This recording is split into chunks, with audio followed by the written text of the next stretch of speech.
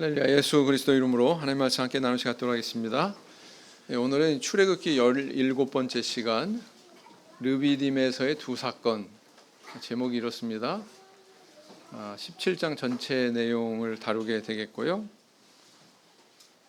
먼저 오늘 본문 말씀 읽어보시겠습니다. 출애굽기 17장 1절에서부터 전체 내용을 저와 같이 교독하겠습니다. 이스라엘 자손의 온 회중이 여호와의 명령대로 신광야에서 떠나, 이게 왜 안 나오죠?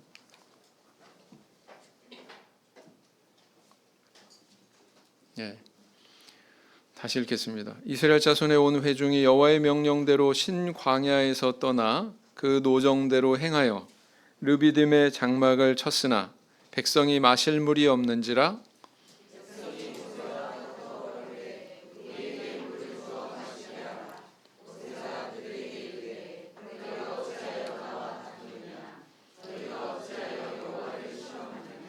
거기서 백성이 물에 가라매 그들이 모세를 대하여 원망하여 가로되 당신이 어찌하여 우리를 애굽에서 인도하여 내어서 우리와 우리 자녀와 우리 생축으로 목말라 죽게 하느냐.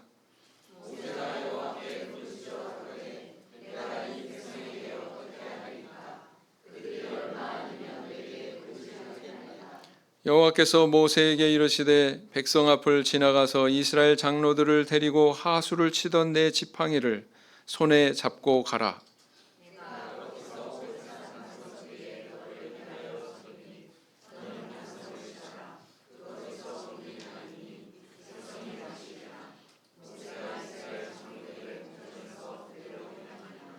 그가 그곳 이름을 마사라 또는 무리바라 불렀으니 이는 이스라엘 자손이 다투었음이요 또는 그들이 여호와를 시험하여 이르기를 여호와께서 우리 중에 계신가 아닌가 하였음이더라.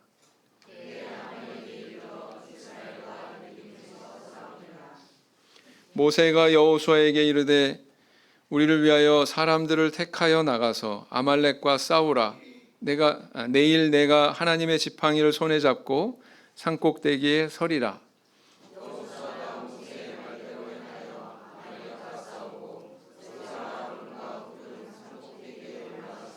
모세가 손을 들면 이스라엘이 이기고 손을 내리면 아말렉이 이기더니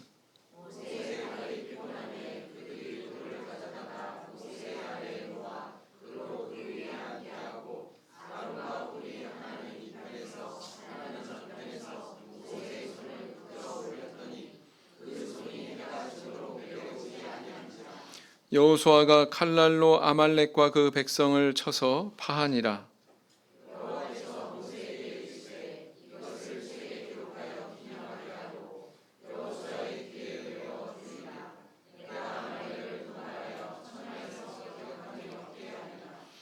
모세가 단을 쌓고 그 이름을 여호와 니시라 하고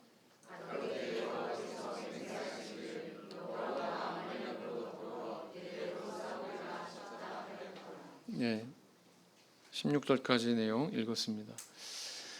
출애굽기에 대한 출애굽 광야 시대에 대한 성경의 평가는 신앙의 실패의 여정이었다, 이렇게 말씀을 드렸습니다. 그것은 제 개인의 의견이 아니고요, 성경이 성경을 평가하고 있거든요. 가령 시편의 저자나 바울 사도나 아니면 히브리서의 저자가 그 출애굽 광야 시대는 이렇게 불신으로, 원망으로, 우상숭배로 얼룩진 그런 시대였다, 이렇게 이야기를 하고 있습니다. 그도 그럴 것이 이제 저희들이 여태까지 살펴본 이스라엘 백성들의 모습이 고개가 끄덕여지는 그런 모습이죠. 왜 그런 평가를 하는지. 이것은 어찌 보면 오늘날 우리를 반추해 보라고 하는 하나님의 말씀이다, 이렇게 볼 수가 있습니다. 우리는 부지불식간에 하나님 원망하기도 하고, 사실은 사람을 원망하는 거지만 하나님을 원망하는 거죠. 이스라엘 백성들이 모세를 원망하지만 사실은 모세 뒤에 계신 하나님을 원망한 것처럼. 그러니까 이제 그런 자기 자신을 발견하고 바른 신앙의 길을 가라. 이렇게 이 교훈을 위해서 이 말씀이 있는 거예요. 근데 또 이런 과정이 어떻게 보면 있어야 됩니다. 그렇죠?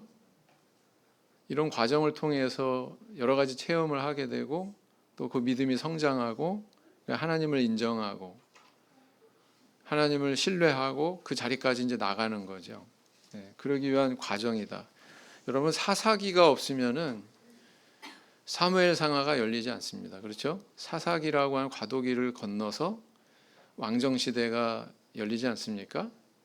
이것도 마찬가지다. 이렇게 볼 수가 있어요. 어쨌건 이것을 주도하시는 분은 하나님이시니까 모세가 아니고 아론이 아니라 이스라엘 백성들을 이렇게 이끄시는 분은 하나님이시니까 그분이 이끌어 가시는 거죠. 우리는 그걸 발견하고 살아계신 하나님의 존재를 인정하고 그 믿음 안에 거하는 게 참 중요한 것입니다. 그래서 이스라엘 백성들을 보면서 나 자신을 돌아보는 그런 지혜가 있어야 되겠죠. 자, 오늘도 인간적인 연약한 그런 관점에서 보면은 이스라엘 백성들의 신앙의 실패의 과정이었지만 하나님의 관점에서 보면 이스라엘 백성들을 돌보시고 그들에게 또 믿음의 길에 들어서도록 이끄시는 또 하나님의 은혜의 과정이었다. 이렇게 볼 수가 있습니다. 그 양쪽 그 관점을 양쪽의 측면을 다 보실 줄 알아야 돼요. 인간은 이렇게 불신하지만 하나님은 이렇게 은혜를 주신다.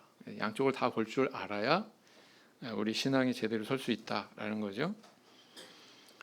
자, 어떻게 오늘 그 본문에 키가 되는 두 구절이 있어요. 하나는 2절이고 하나는 7절입니다. 2절에서 모세가 뭐라고 그랬어요? 어떻게 이야기하고 있습니까? 모세가 그들에게 얘기한 게 있잖아요. 너희가 어찌하여 그러면서 뭐라고 그랬어요? 나와 다투느냐. 그 다음에 또 너희가 어찌하여 여호와를 시험하느냐. 근데 7절을 보세요. 7절을 보시면 또 어떻게 나와 있어요? 그가 그곳 이름을 마사라 또는 무리바라 불렀으니 이는 이스라엘 자손이 다투었으며 또는 그들이 여호와를 시험하여 이르기를. 2절에 있는 표현 그대로 7절에 다시 나오죠. 이렇게 반복이 되면 그것은 주제를 이루는 그 성경의 단락의 주제를 이룰 가능성이 굉장히 높다. 반복되는 것은 주목해서 보셔야 된다. 제가 늘 얘기했잖아요. 그죠? 아주 간단한 겁니다. 이게 어찌 보면 오늘 본문에서 드러내고 있는 주제다. 이렇게 볼 수 있습니다. 이스라엘 백성들이 하나님을 시험했어요. 그죠? 하나님과 다퉜어요. 그 내용을 다루고 있다. 자, 잘 읽으셨는지 한번 또 보겠습니다. 신광야를 떠나 도착한 곳의 지명이 무엇이었는가? 1절에 보니까 뭐라고 그랬어요? 르비딤이에요. 르비딤의 뜻은 보양, 몸보신 이런 뜻이라고 합니다. 여기가 오아시스예요. 그러니까 사막의 길을 걷다가 나중에 도착하는 곳이 어디입니까? 쉴 만한 곳. 나무도 있고 물도 있고 그늘도 있고 오아시스죠. 르비딤이라고 하는 지명이 바로 그런 의미를 담고 있다라는 것입니다. 자, 신광야를 떠나 그랬는데 이스라엘 백성들이 자기 멋대로 그냥 마음에 드는 쪽으로 그렇게 간 게 아니고, 여러분들 성경 구절을 보면 누구의 명대로 움직였다 그랬어요? 여호와의 명령대로 움직였다 그랬어요. 그러니까 지금 인도하시는 분은 사실은 하나님이죠. 하나님이 명령하신 대로 가고 있는 거니까. 근데 문제가 발생했어요. 어떤 문제냐? 르비딤, 오아시스에 도착하면 당연히 뭐가 있어야 돼요? 물이 있어야 돼요. 근데 물이 있어요, 없어요? 없어요. 물이 말라가지고 모세와 백성들이 다투는 그런 상황이 나타나고 있습니다. 그래서 3절에 보니까 어떻게 원망하고 있습니까? 백성들이 그대로 옮기면 이렇게 원망하고 있습니다. 당신은 누구예요? 모세. 어찌하여 우리를 애굽에서 인도하여 내어서, 여기서부터 이제 문제가 되는 거예요. 모세가 어찌하여 우리를 애굽에서 인도하여 내어서, 인도하여 낸 것이 모세예요? 아니에요. 겉으로 볼 땐 모세지요.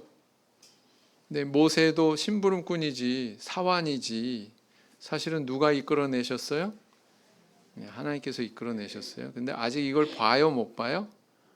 이스라엘 백성들은 누가 보여요? 모세만 보여요, 지금. 애굽에서 인도하여 내어서 우리와 우리 자녀와 우리 생축으로 목말라 죽게 하느냐. 여기서 주목이 되는 게 뭐예요? 우리 이렇게 얘기하죠. 자기 애가 참 강한 그런 발언이다. 우리와 우리 자녀와 우리 생축으로 목말라 죽게 하느냐. 이렇게 원망하는 내용을 쏟아냅니다. 유사한 기적이 15장에 있었습니다. 맞죠? 물이 써서 먹을 수 없었어요. 근데 한 나무를 취해서 던졌더니 물이 달아졌어요. 그래서 해갈이 되었던 유사한 사건이 있어요, 없어요? 그럼 이스라엘 백성들은 어떻게 생각해야 될까요? 하나님을 믿는다면 어떻게 생각해야 될까요? 마라에서 이렇게 우리를 목마름에서 해결해 주셨으니까 르비딤에서도 하나님이 해결해 주시겠지. 이런 정도 생각할 수 있지 않았을까요? 근데 그렇게 생각했어요, 안 했어요?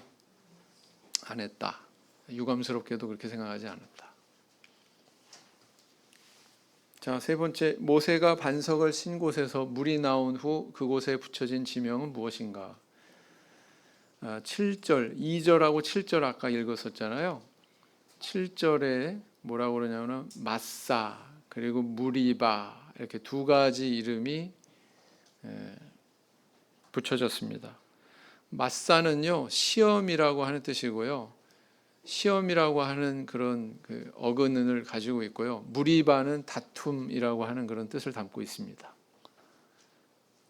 다시 말하면 이 호렙산 반석을 쳐서 그곳에 물이 나온 이 일은 무엇을 상기시키는 사건이냐? 그것은 하나님에 대한 시험, 하나님과의 다툼을 상기시키는 사건이다라는 것입니다. 굉장히 부정적이죠? 네? 그러나 여기에 또 긍정적인, 제가 아까 두 가지 양쪽 측면을 다 볼 줄 알아야 된다고 그랬어요. 긍정적인 측면에서의 또 이 의미도 발견할 수가 있다라는 겁니다. 이스라엘 민족과 광야에서 최초의 전투를 벌인 이방 족속은 어떤 족속인가? 8절에 보니까 뭐라고 돼 있어요? 아말렉 족속. 아말렉 족속은 사울 왕, 다윗 왕 시절에도 등장하죠. 하나님께서 사울 왕한테 아말렉 족속을 멸해라. 다 그냥 싹 다 멸해라. 왜 그렇게 명령하고 계실까요? 사실은 오늘 이 사건하고도 관련이 있습니다. 아말렉 족속은 에돔 족속에서 갈라져 나온 그런 족속으로 알려져 있습니다.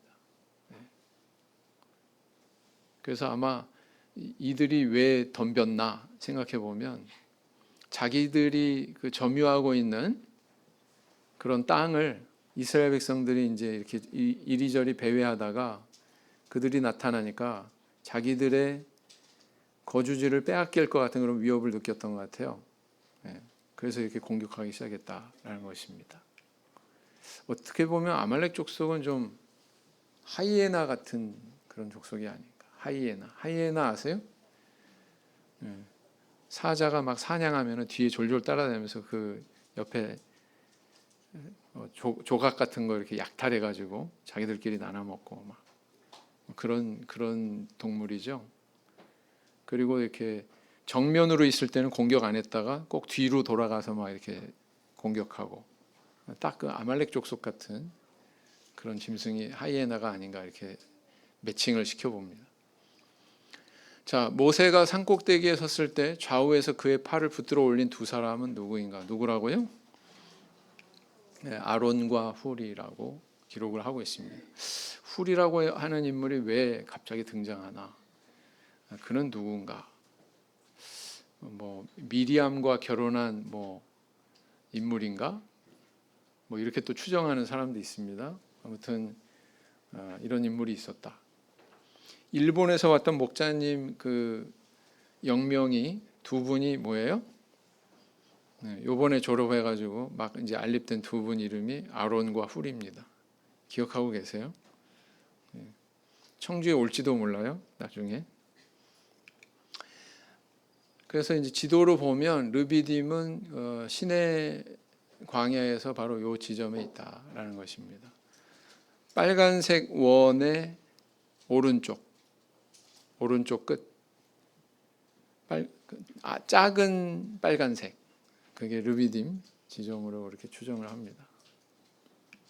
여기 가면은요, 이렇게 대추야자 나무가 굉장히 많은 때가 있었어요.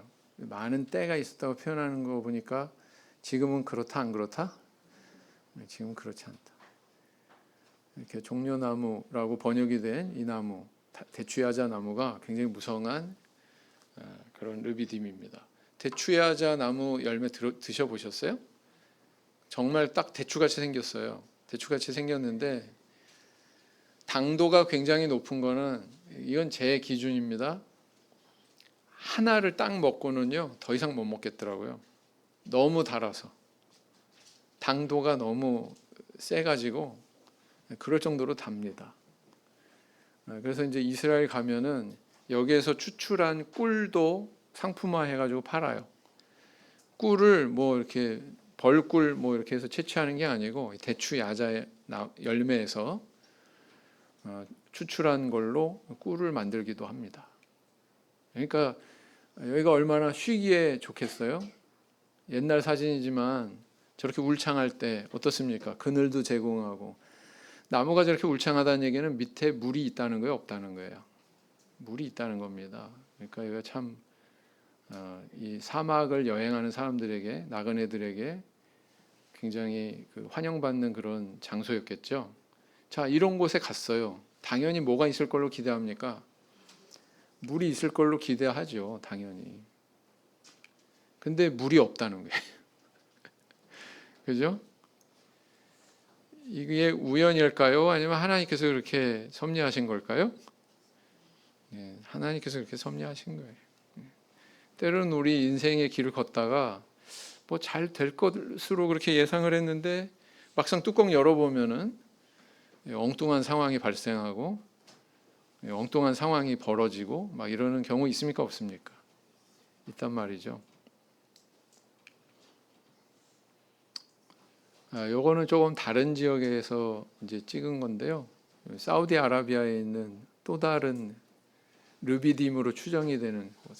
거기 보면은 여기가 바로 르비딤이야, 뭐 호렙산 반석이야라고 주장하는 그런 사람이 있는데, 그 양반이 이제 저게 바로 호렙산 반석이 아닐까. 갈라져 있잖아요, 그죠? 또 이렇게 아무튼 그 지팡이로 바위를 쳤다고 그러니까 뭐 한번 상상해 볼 수 있는 근거가 되는 또 그런 바위인 것 같습니다. 그래서요, 이 르비딤에서의 이 물이 마르고 그리고 또 호렙산 반석을 쳐서 물이 나고 하는 이 곳은 바로 마사, 무리바라고 하는 지명을 낳은 바로 그 장소가 되겠습니다. 근데 한번 상상을 해보세요. 몇만 명이라고요? 이스라엘 백성들이 몇 명이라고 그랬어요? 노약자까지 합하면 한 200만 됐을 거다. 200만은 좋게 넘었을 거다. 그런데 아까 우리 육축 그랬습니다. 짐승도 있어요, 없어요? 네, 사람만 해갈해야 되는 게 아니에요. 짐승까지도 해갈해야 돼요. 그러면 얼마나 어마어마한 물이 나와야 다 해갈을 할 수 있을까요? 근데 그냥 지팡이로 한번 때렸는데 그런 어마어마한 수량이 나왔다라는 것입니다. 그죠? 네, 상상이 안 가요. 이 광야에 가면은요, 이런 게 발견이 됩니다. 뭐냐면은 이렇게 광야에도 산이 있잖아요. 산이 있는데 어떤 곳은 띠를 이렇게 허리띠를 두른 것처럼 나무들이 이렇게 있어요. 나무들이. 그러면 이제 사막에서 이제 그 오래 잔뼈가 굵은 사람들은 물 있는 곳을 찾아낸답니다. 그 나무를 보고. 그래서 구멍을 파보면은요, 비가 올 때 이렇게 자연적으로 빗물이 모여가지고 이 산 안에 틈으로 새어 들어가가지고 거기 이렇게 마치 저장고 같이 이렇게 물이 저장이 되는 그런 장소들이 있대요. 근데 아무리 그런 장소가 있다고 한들 여러분 200만 명이 그걸 해결할 수 있을 정도 그거 쉽지 않습니다. 그러니까 이건 전적으로 하나님께서 주신 기적이었다는 거죠. 그죠? 네. 그리고 이제 두 번째 사건은 어떤 사건이 등장하고 있습니까? 아말렉 족속이 이제 공격해 와가지고 그들과 전쟁이 벌어졌는데 첫 번째 전투지요. 첫 번째 전쟁입니다. 모세가 이렇게 하나님의 지팡이를 손에 들고 지팡이를 저렇게 들었을까? 저는 두 손으로 들었을 것 같은데 이렇게 그죠? 벌서듯이 양쪽으로 또 받치고 있었다고 이렇게 아론과 훌이 저 팔을 받치고 있었다고 이렇게 기록하고 있죠.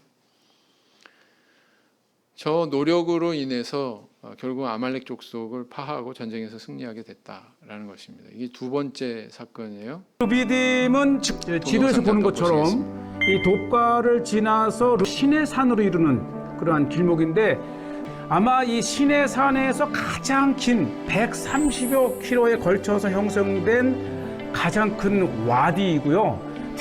출애굽 시에 이스라엘 백성들이 돕가를 떠나서 신광야를 지나 르비딤에 이르게 되죠. 특히 이 르비딤에서는 아말렉 군대와 만나 싸울 때에 아론과 훌이 모세의 손을 잡아 기도로 이겨나갔던 출애굽의 중요한 장소가 르비딤입니다. 이끌고 있던 모세에게 불평을 했던 이스라엘 백성들의 그 회개의 장소이기도 합니다. 조금 전에도 말씀드린 것처럼 이곳은 아마 이 시내산에서 가장 큰 오아시스, 그래서 이것을 시내산의 진주라 부를 정도로 굉장히 물이 많아서 큰 마을이 있었었고요. 그런데 이곳에 이제 물이 많이 마르기도 했고 또 이 물을 빼서 다른 용도로 쓰면서 정말 수만 그루의 이 종려 나무가 자라던 곳이 오늘날 이렇게 폐허가 되었다는 것이 굉장히 마음이 아파요. 저도 시내산으로 가던 중에 이렇게 여러 씨띠나무를 보시게 돼요. 이 바로 광야에서 만든 성막의 법궤를 만든 나무가 씨띠나무잖아요. 이 정도면 아마 잘라서 충분히 법궤를 만들 수 있는 크기입니다. 나무는 광야의 이정표라고 합니다. 뭐 이렇게 신호등이나 길 표시가 없으니까 어디에 있는 그 씨띠나무를 통해서 뭐 왼쪽으로 오른쪽으로 하는 이 사막을 알려주는 기준이 된다고 하고요. 네, 여기가 바로 그 장소입니다. 자, 오늘의 이제 두 사건의 그 의미는 어떻게 연결해 볼 수 있을까요? 조금 이따가 이제 다 마치고 한번 마지막 한 5번쯤에서 한번 살펴보도록 하겠습니다. 이스라엘 백성들이 모세에게 나타낸 태도가 험악함을 알 수 있는 내용을 찾아보고 그 상황에 대해서 이야기해 보자 그랬습니다. 어느 정도로 험악했을 것으로 반영하고 있습니까? 본문이. 자, 르비딤은 아까 말씀드린 대로 또 이렇게 동영상으로 보여드린 대로 또 사진으로 보여드린 대로 대추야자 나무가 굉장히 무성한 오아시스예요. 당연히 물이 풍부해야 되는 곳인데 없으니까. 사람은 어때요? 기대가 크면 뭐도 크다? 실망도 크다. 그런 말 있잖아요. 네. 그런 것처럼 이렇게 물이 있어야 되는데 없는 그런 상황을 만나니까 백성들이 막 낙심하고 원망하고 그랬다라는 겁니다. 우리는 항상 인간적으로 생각하죠. 아, 그럴만 했네. 어떻게 물 없이 살 수 있어? 근데 성경은 우리에게 뭘 겨냥해서 이야기하고 있냔 말이죠. 하나님께서 충분히 지금까지 이렇게 길을 열어주신 것처럼 열어주실 거야. 이 마음을, 이 믿음을 가져야 된다는 걸 우리한테 이야기하고 싶어 하는 거죠. 그게 성경의 메시지죠. 그렇습니다. 그래서 모세가 뭐라고 하냐면 조금 있으면 나한테 돌질하겠습니다. 이렇게 하나님 앞에 호소하잖아요. 네? 얼마나 그 모세에 대해서 막 적대적으로 격하게 항의를 했는지 원망을 했는지 알 수 있는 부분이죠. 모세가 그럴 정도로 얘기할 거면은. 그래서요, 이 뭐 참회수교회 라고 그래서 이런 일이 오히려 더 있죠. 없는 게 아니죠. 각국 나라의 참회수교회가 다 똑같은 영적인 수준을 가지고 있는 건 아니에요.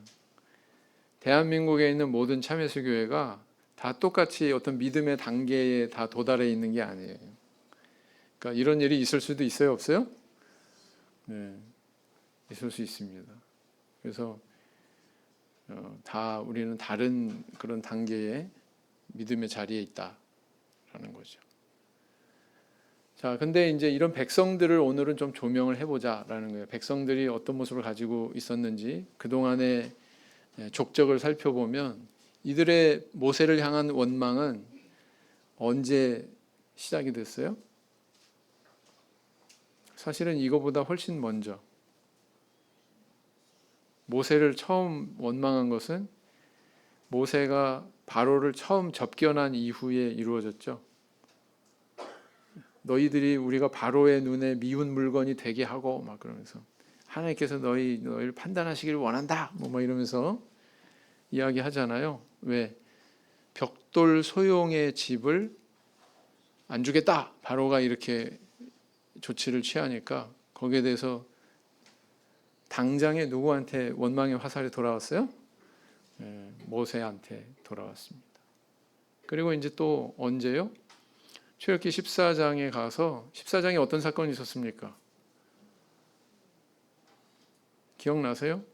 14장 어디를 건넜어요? 홍해 건너는 사건이 14장에 나옵니다. 근데 건너기 직전에 그들이 막다른 곳에 그것도 하나님의 명에 의해서 장막을 쳤어요. 하나님의 명에 의해서. 거기에 장막을 친 것은 그냥 이스라엘 백성들이 여기다 치지 뭐 자기들이 선택한 게 아니에요. 하나님 지시하셔서 거기다 쳤어요. 그런데 그런 상황에서 이제 애굽의 군대가 추격해 오니까 또 모세한테 뭐라고 그랬느냐 이렇게 얘기했다는 겁니다. 읽어보시겠습니다. 시작. 애굽의 매장지가 그들이 또 모세에게 이르되 애굽의 매장지가 없으므로 당신이 우리를 이끌어내어 이 광야에서 죽게 하느뇨? 어찌하여 당신이 우리를 애굽에서 이끌어내어 이같이 우리에게 하느뇨? 우리가 애굽에서 당신에게 고한 말이 이것이 아니뇨? 이르기를 우리를 버려두라. 우리가 애굽 사람을 섬길 것이라 하지 아니하더뇨? 애굽 사람을 섬기는 것이 광야에서 죽는 것보다 낫겠노라. 이렇게 얘기했단 말이에요. 방금 또 뭐예요? 그렇게 해서 홍해를 건넜어. 홍해를 건너고 14장 마지막 절이 뭐였어요? 마지막 절이. 예? 마지막에 뭐라고 기록되어 있었습니까? 하나님과 그종 모세를 믿었더라. 맞죠? 그게 잠깐 나와요. 그래도 이 홍해 건너는 기적만큼은 정말 이거 이스라엘 백성들이 부인할 수 없는 강한 임팩트가 있는 하나님이 주시는 큰 기적이었다는 걸 알 수가 있죠. 근데 오래지 않아서 15장 금방까지 노래 불렀잖아요. 하나님 찬송하고 막 그랬던 이스라엘 백성들이 마라에서 원망하는 내용이 여기 나오는 겁니다. 24절 읽어보겠습니다. 시작. 백성이 모세를 대하여 원망하여 가로되 우리가 무엇을 마실까 하매 그랬어요. 그러니까 굉장히 단세포적이구나. 괴로우면 그대로 액면 그대로 반응하고, 그죠? 좋으면은 또 금방 또 좋은 거 다 표현하고. 이스라엘 백성들이 그랬다는 거예요. 그죠? 교회에 처음 나오시는 분 어때요? 교회가 좋을 때만 좋고 그런 면 있어요, 없어요? 아직 믿음이 없으니까. 그죠? 자, 16장에서는 또 어땠습니까? 이제 마시는 문제가 아니고 뭐 때문에? 먹는 문제 때문에. 그죠? 읽어보겠습니다. 이스라엘 온 회중이 그 광야에서 모세와 아론을 원망하여 그들에게 이르되 우리가 애굽 땅에서 고기 가마 곁에 앉았던 때와 떡을 배불리 먹던 때에 여호와의 손에 죽었더면 좋았을 것을 너희가 이 광야로 우리를 인도하여 내어 이 온 회중으로 줄여 죽게 하는도다. 이렇게 이제 또 원망을 했더니 하나님께서 또 어떻게 하셨어요? 만나와 메추라기를 내려주셨죠. 그래서 바울 사도는 출애굽 광야 시대의 이 역사에 대해서 이렇게 평가하고 있는 거예요. 역사에 대한 평가, 교훈을 이렇게 취하고 있습니다. 고린도서 10장 10절 읽으시면 다 같이 읽겠습니다. 저희 중에 어떤 이들이 원망하다가 멸망시키는 자에게 멸망하였나니 너희는 저희와 같이 원망하지 말라 그랬어요. 그러니까 부정적인 역사는 뭐예요? 반면교사로 삼으면 된다. 저들은 그렇게 원망했지만 너희들은 원망하지 마라 이렇게 얘기하고 있다는 겁니다. 성경 읽는, 성경에서 교훈 받는 그런 틀도 우리한테 제공하고 있다 이렇게 볼 수가 있습니다. 이스라엘 백성들이 르비딤에서 모세를 원망한 것은 출애굽 과정에서 하나님 베푸신 은혜에 대해 어떤 태도를 나타내는 것인지 이야기해보자. 백성들은 이미 애굽에서 열지양도 체험했습니다. 홍해를 마른 땅으로 건넜어요. 그리고 또 마라에서 쓴물이 달아지는 기적을 체험했습니다. 그리고 또 만나와 메추라기를 체험했습니다. 그렇죠? 네, 체험한 게 얼마나 많아요. 우리 성도님들 체험하는 거 너무 추구할 필요 없다. 어떤 분은 그래요. 근데 한 번만 딱 보여주시면 정말 확실히 믿을 텐데 정말이요? 제가 볼 때는 이스라엘 백성들 저러는 걸 보면 그 절대로 불가능한 얘기입니다. 보여준다고 잘 믿는다고요? 아닐걸요? 마가복음 16장에도 보면은 뭐라고 기록하고 있냐면 예수님 제자들이 예수님 이미 부활하셨는데 눈앞에 지금 계신데 어떤 제자들은 안 믿었다고 그렇게 기록하고 있다고요. 그죠? 그러니까 우리가 가지고 있는 오감이 우리 마음속에 믿음을 품게 하는 절대적인 조건은 안 된다. 도와줄 수는 있다. 그러니까 그게 절대적인 조건은 아니다라는 겁니다. 그래서 이스라엘 백성들을 보면 이런 여러 가지 체험을 했음에도 불구하고 그럼에도 불구하고 비슷한 상황에서 여전히 마라에서 그랬던 태도 그대로 르비딤에서도 나타내고 있지 않습니까? 그죠? 그런 모습을 볼 수가 있어요. 그러니까 하나님께서 이렇게 인내하시니까 우리도 새 신도에 대해서 인내해야 돼요. 그죠? 7절에 우리 중에 계신가 아닌가 하였음이니라. 자, 이 기록으로 봐서 이 사건, 르비딤에서의 이 사건은 무엇을 겨냥한 하나님의 시험이었어요? 하나님이 저들 안에 존재하나 안 하나, 그 마음속에 하나님을 믿고 있나 안 믿고 있나, 하나님의 존재를 인정하나 안 하나, 여기에 대한 시험이었다는 거예요. 야, 나는 하나님 믿는데 지금 우리 성도님들이 어찌 보면 이 백성들보다 훨씬 믿음이 좋다. 14장 30절 31절 읽으시겠습니다. 시작.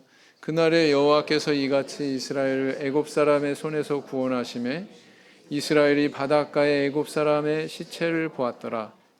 이스라엘이 여호와께서 애굽 사람들에게 베푸신 큰 일을 보았으므로 백성이 여호와를 경외하며 여호와와 그 종 모세를 믿었더라. 믿었더라. 그래서 계속 믿었구나. 믿었네. 믿었겠지? 아니죠. 아니었죠. 출애굽기 19장 4절. 이거는 어디 도달해 가지고 시내산 도달해서 하나님이 하신 말씀이에요. 읽어보겠습니다. 나의 애굽 사람에게 어떻게 행하였음과 내가 어떻게 독수리 날개로 너희를 업어 내게로 인도하였음을 너희가 보았느니라. 너네들 잘 봤지? 다 목격했지? 근데 믿은 거예요, 안 믿은 거예요? 안 믿은 거예요. 근데 자, 그래서 시편에는 또 어떻게 기록하고 있냐면 재미있는 사실은 다른 경권의 시편에 이 지명이 등장하고 있어요. 오늘의 사건이 있었던 이 지명이 등장하고 있다는 사실입니다. 시편 81편 7절 읽으시겠습니다. 내가 고난 중에 부르짖음에 내가 너를 건졌고 뇌성의 은은한 곳에서 내게 응답하며 무리바 물가에서 너를 시험하였도다. 그랬죠. 무리바 물가에서 너를 시험했다. 이렇게 이야기하고 있습니다. 또 나와요. 시편 95편에 무리바와 맞사는 오늘날에도 있습니다. 우리 성도님들 삶에 있습니다. 95장 8절에서 10절 읽어보시겠습니다. 시작. 이르시기를 너희는 무리바에서와 같이 또 광야 마사의 날과 같이 너희 마음을 강팍하게 말지어다.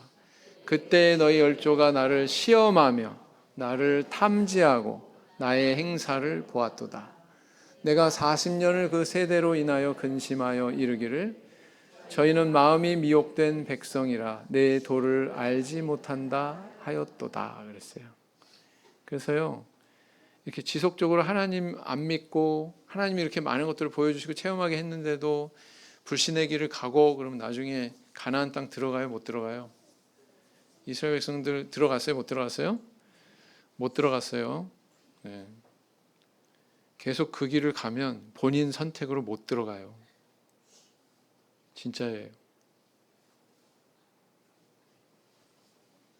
믿음 안에 거해야 돼요. 그래서 저 사람 굉장히 불안한데 교회 나중에 안 나오게 될 것 같아. 나중에 보면 진짜 안 나와. 그러면 안 되죠. 그런 일 있으면 안 되죠. 그죠? 그런 일이 일어나지 않게 믿음의 뿌리를 확고하게 내리게 해야 돼요. 졸업만 하면 졸업과 동시에 교회 떠나고 막. 학생 때 이렇게 보면 아이고 불안한데 아직 뿌리가 안 내려졌는데 여지없이 떠난다고요. 안타깝게도. 그럼 안 됩니다. 본인 선택이에요. 하나님한테 책임 없어요. 무리바의 반석이 쪼개져서 물을 얻은 사건은 고린도서 10장에서 누가 어떻게 해석하고 있는지 그 내용을 이야기해보자. 이거 아까 읽은 겁니다. 읽은 내용 중에 또 제가 아까 이제 두 가지 관점에서 봐야 된다고 그랬어요. 이스라엘 백성들의 불신앙의 관점, 다른 하나의 관점은 하나님의 은혜의 관점. 이런 백성들에게 은혜를 내려주시는 하나님의 모습에 대해서 발견할 수 있어야 된다. 바울 사도는 이 반석이 바로 그리스도다 이렇게 해석을 하고 있죠. 네. 이 반석에서 얻은 물을 또 뭐라고 그랬어요? 신령한 물 이렇게 표현했잖아요. 이건 뭘 의미하냐면 성령을 상징하고 있습니다. 우리는 바로 이스라엘 백성들과 같은 존재인데 하나님께서 우리한테 성령 부어주셔서 이끌어 가시는 거예요. 하나님 믿게 하시고. 그죠? 10장 4절에 뭐라고 했습니까? 읽으시겠습니다. 다 같은 신령한 음료를 마셨으니 이는 저희를 따르는 신령한 반석으로부터 마셨음에 그 반석은 곧 그리스도시라. 여기서 신령한 반석 그랬는데요. 영어 성경에 보면은 신령하니 spiritual 이렇게 돼 있습니다. 그래서 번역을 달리하면 영적인 반석.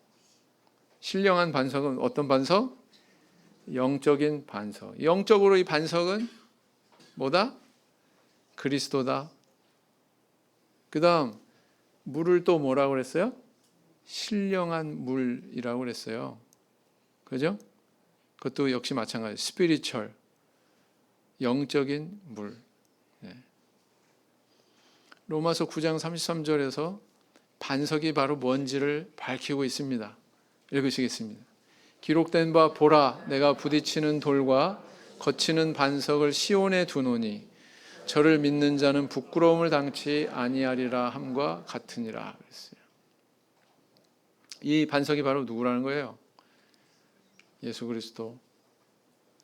요한복음 4장 13절 14절 누구랑 대화할 때, 사마리아 여인과 대화할 때 예수님께서 이렇게 말씀하셨습니다. 읽으시겠습니다.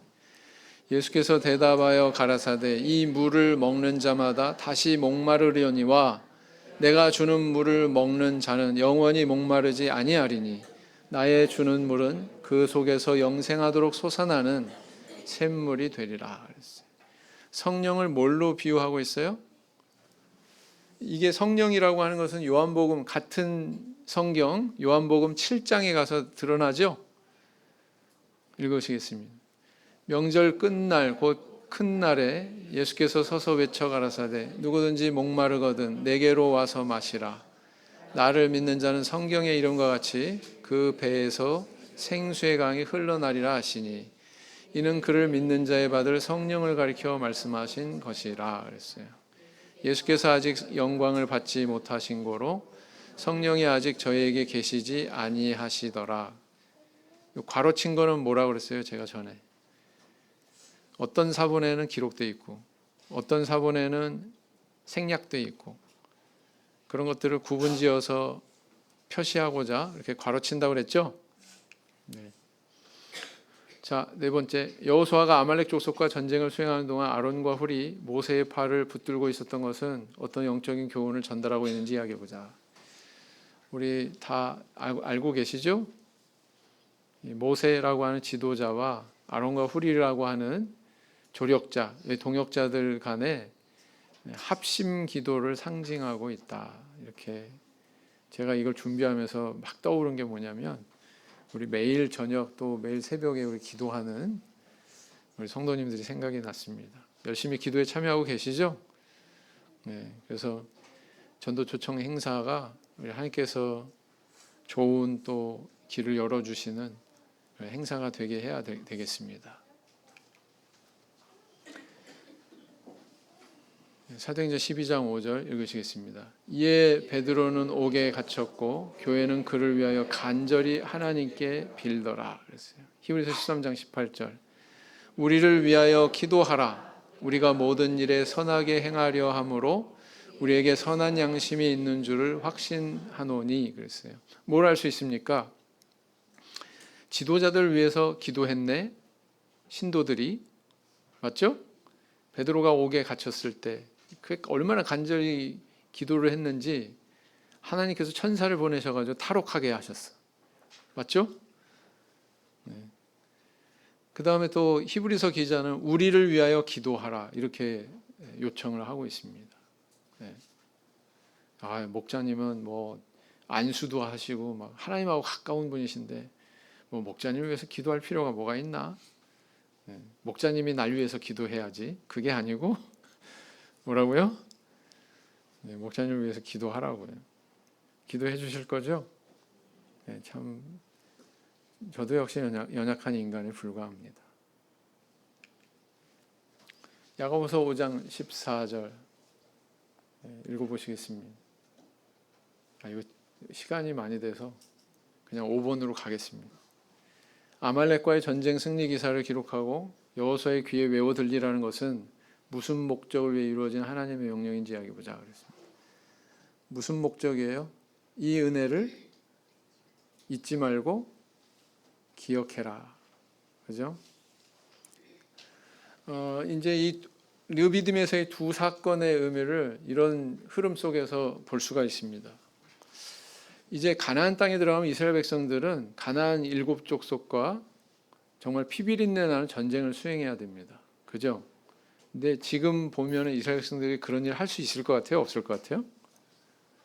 지도자를 절대 신뢰하고 돌격 앞으로 우양우 좌양자 하면은 거기에 그대로 따라주고 순종을 해도 이 전쟁이 승리할까 말까인데 지금 모세에 대해서 원망하고 돌질할 정도로 그렇게 그 원망의 마음이 크고 이런 상태에서 무슨 전쟁을 하겠습니까? 그렇죠? 오합지졸이죠. 그죠? 근데 하나님께서는 이스라엘 백성들을 연단하시는 거예요. 이 마사 무리바 사건을 통해서 야, 내가 너희들 가운데 분명히 있다. 그거 보여주고 계시고요. 아말렉 족속과의 전투를 통해서 그걸 보다 더 확실하게 부각을 시키십니다. 야, 내가 너희들 중에 있다. 모세가 손들어서 승리한 게 아니잖아요. 그죠? 손을 들고 있는 그 모세에게 하나님께서 이기게 해주셨으니까 이긴 거지.